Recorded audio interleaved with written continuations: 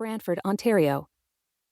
There are also Mohawks settled on reserves at Caughnawaga, near Montreal, and St. Regis Aguasasne, near Cornwall.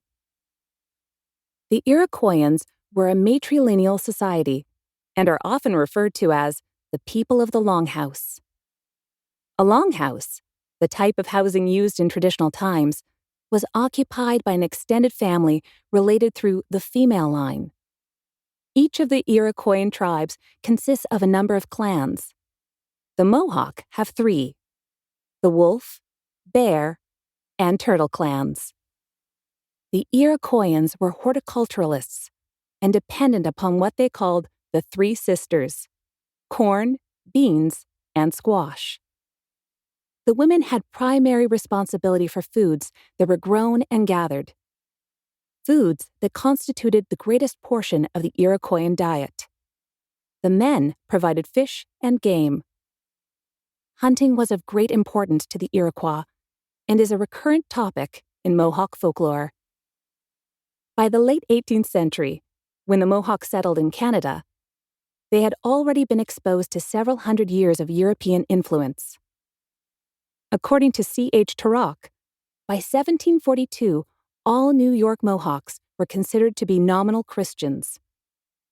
Today, the way of life and culture of Tyendinaga's 1,300 residents differs little from the North American norm of their neighbors.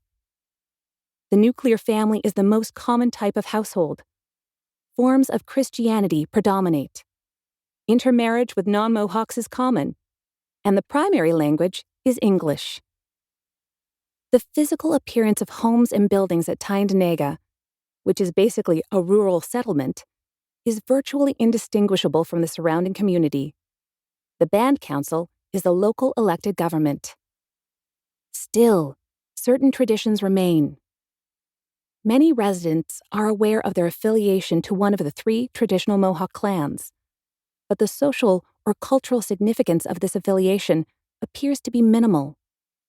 The associations on the reserve are similar to those that might be found in surrounding communities. Church auxiliaries, seniors clubs, Girl Guides, and Boy Scouts. There are no Aboriginal associations or evidence of traditional religion at Tyendinaga. This is in contrast to other Iroquoian reserves, such as St. Regis, Six Nations at Brantford, and Caughnawaga. Similarly, although the Mohawk language is commonly used in conversation on those reserves, it is not often heard at Tyendinaga. When I began interviewing residents of the reserve in my preliminary research, I discovered that folktales had not been recounted regularly for a long time at Tyendinaga, and most had disappeared from the reserve. One storyteller still relates tales to her grandchildren, and one man is quite well known for his knowledge of Iroquoian folklore. The remainder have little occasion to repeat the stories. I interviewed many individuals over 70 years of age about Mohawk stories. Nearly all had heard tales and legends from relatives as children. So much time had passed since they had heard them, however, that only a few had retained complete stories, and most recalled only fragments.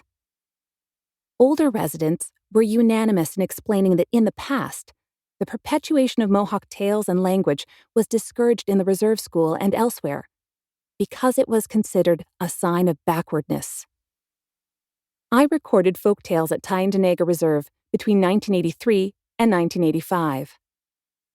I was welcomed into many homes, and the residents expressed interest in my project after I explained that I wished to record any existing folktales before they disappeared altogether. My greatest problem was that few residents knew any folklore. All agreed that the tales had already disappeared or were in the process of doing so. Of more than 30 residents contacted, only 8 had heard Iroquoian stories from grandparents or other elders and were willing to record them. The 8 were Ella Klaus, William Isaac Hill, Susie Lynch, Andrew Maracle Sr., David Maracle, Eva Maracle, George Maracle, and Thomas B. Maracle.